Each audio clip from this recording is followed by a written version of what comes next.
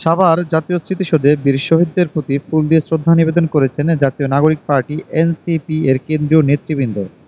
মঙ্গলবার সকাল ৮টায় জাতীয় নাগরিক কমিটির আহ্বায়ক নাহিদ ইসলাম ও সদস্য সচিব আক্তার হোসেনের নেতৃত্বে বীর শহীদদের প্রতি ফুল দিয়ে শ্রদ্ধা নিবেদন করেন নেতৃবৃন্দ। শ্রদ্ধা নিবেদন শেষে এ সময় বীর শহীদদের স্মরণে তারা ১ মিনিট নীরবতা পালন করেন। পরে তারা গণমাধ্যম কর্মীদের সাথে কথা বলেন। এ সময় জাতীয় নাগরিক পার্টির আহ্বায়ক নাহিদ ইসলাম বলেন,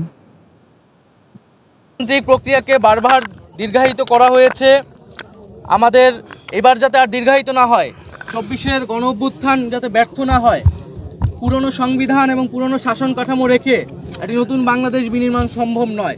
কেবলমাত্র সরকার পরিবর্তন করেই আমরা কিন্তু আমাদের জনগণের যেই কল্যাণ সেটি সম্ভব নয়, প্রকৃত গণতন্ত্র বাস্তবায়ন সম্ভব নয়। সেজন্য আমরা বলছি যে আমরা যেহেতু এই ২৪ সালে গণ অভ্যুত্থান হয়েছে, ছাত্র জনতা রক্ত দিয়েছে, আমরা কেবল সরকার পরিবর্তন নয় বরং শাসন কাঠামো সহ পুরো সাংবিধানিক পরিবর্তন করে নতুন একটি বাংলাদেশের যাত্রা শুরু করতে চাই, যেখানে প্রকৃত গণতন্ত্র, ইনসাফ এবং সাম্য নিশ্চিত করা সম্ভব হবে। জাতীয় নাগরিক পার্টি এনসিপি তার কার্যক্রম শুরু করেছে যেন বাংলাদেশের সকল সম্প্রদায়ের মানুষকে, সকল ঘরানার মানুষকে, সকলের জন্য একটা আস্থাভাজন রাজনৈতিক দল হিসেবে আমরা আমাদের যাত্রা শুরু করতে পারি।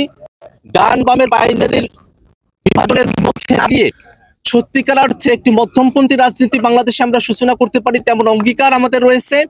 সেই অঙ্গীকারগুলো যেন আমরা বাস্তবে রূপদান করতে পারি, সে ব্যাপারে সারা দেশের সকল শ্রেণী পেশার মানুষের সমর্থন আমরা প্রত্যাশা করি।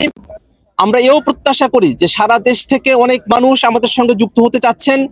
অল্প সময়ের মধ্যেই সারা দেশের সকল জেলায়, সকল উপজেলায় জাতীয় নাগরিক কমিটি তাদের কর্মপরিধি এবং বিস্তৃতি করতে সক্ষম হবে বলে আমরা আশাবাদী।